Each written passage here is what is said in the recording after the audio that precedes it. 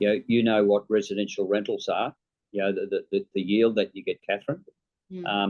So most people buy residential properties for capital gain.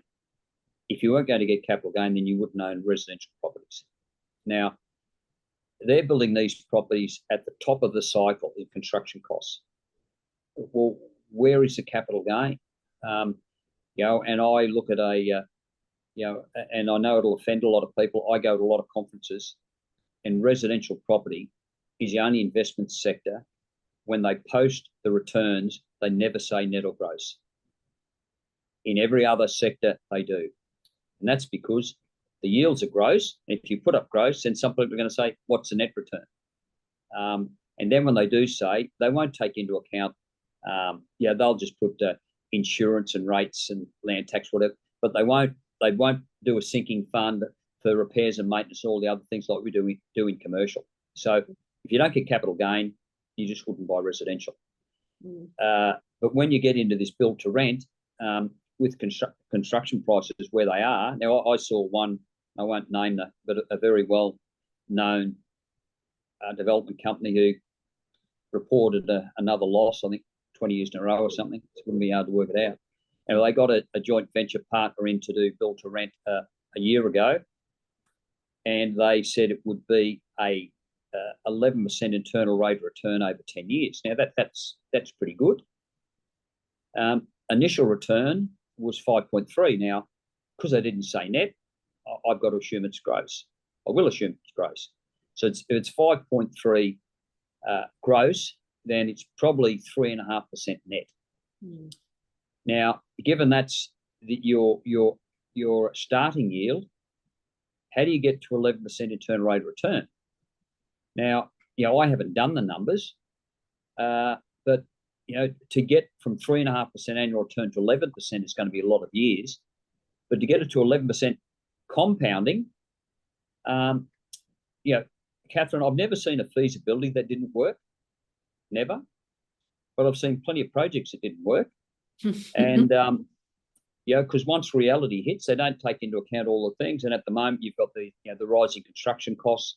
There's one just straight across the river here at Kangaroo Point. Construction costs in 18 months went from 45, 65, 75. Then he signed a fixed price contract. He was then forced into doing an EBA very recently, which added 22 million to the $75 million construction cost. Now, it was a very profitable project. I hope that he gets out of it, because it certainly hasn't been his fault. But you start with these build to rents, and they'll have of course it'll be showing a profit day one, but when they get it finished, does it really show a profit? I have absolutely no interest in it. These big institutions, the superannuation funds, they have money coming in every week. They can't stop it from compulsory superannuation. They have to do something with it. As a fellow, I know a good friend of mine working for one of the large super funds, I asked him a few years ago why they bought a shopping centre for 104 million. He said, well, when you're getting 400 million coming in every month, you've got to do something with it. And I think that's what it is with some of these super funds. Now, they can get my phone number and ring me. I'm always happy to talk to them. I'd rather do it with an audience. I just think it's just absolute rubbish. In America, they had a lot of the the family, what they call family accommodation. But you're buying them at 7 or 8%, Catherine. That's a fair investment. Not buying them at 4%, which is not a true net return. And then all the limitations, and you would see with your clients that you have as a landlord, you don't control the property. If they don't want to get out, it's very hard forcing them out. They wreck the place. Insurance only covers so much. It's getting more and more difficult being a residential landlord, and I don't want to be too harsh, but it does quite often. The less rent that gets paid, the less people care about a property.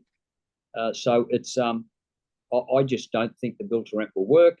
I can, one of the big players that's there today, but given he was our ex-Australian treasurer, the best treasurer in the world, it was said, he will get the support for it. I just don't think they'll make money on it. The difference, I know most of our investors, and I value their money, and I won't just throw it at something, and I hope that'll make money. You know, I'm from the Kerry Packer school. A long-term deal is a short-term deal gone wrong. That's why we buy primarily income-producing property, so we can start paying distributions 30 days after we settle, not 3 or 5 years when a project is finished and construction costs have blown out and rents didn't grow like you're thinking. You know, if you've got working on a 10-year project, you've got 10 years to make a profit. Where that's not the sort of assets I like to get into. But yeah, when you get someone like Harry Triguboff, who said he's getting out of Sydney, he just can't make money. You know, do you want to believe Harry is worth 24 billion, or someone else who it's not? You know, with Harry, it's his money. If there was money in it, he would be doing it. Where these others, it's not their money. You know, and you have a look at the annual reports they're bringing down now.